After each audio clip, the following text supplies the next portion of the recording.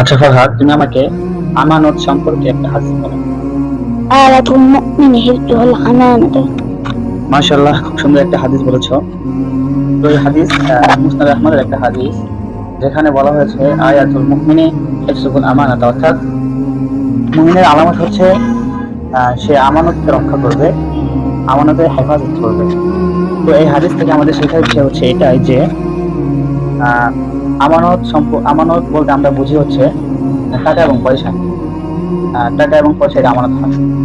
তো মূলত এটা না, টাকা পয়সা একটা আমানত, কিন্তু আরো অনেকগুলো বিষয় রয়েছে যেগুলো আমাদেরকে দেওয়া হয় মানুষের পক্ষ থেকে বা আল্লাহর পক্ষ থেকে অনেক কিছু দেওয়া আছে। তো এইগুলো কিন্তু একটা আমানত, যেরকম সময় এটা একটা আমানত।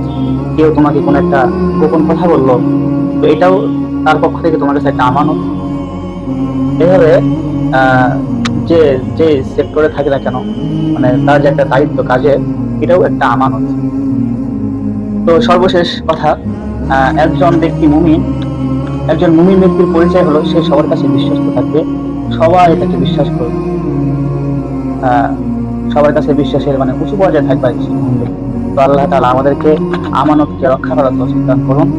আমিন। আসসালামু আলাইকুম ওয়া রাহমাতুল্লাহি ওয়া বারাকাতুহু।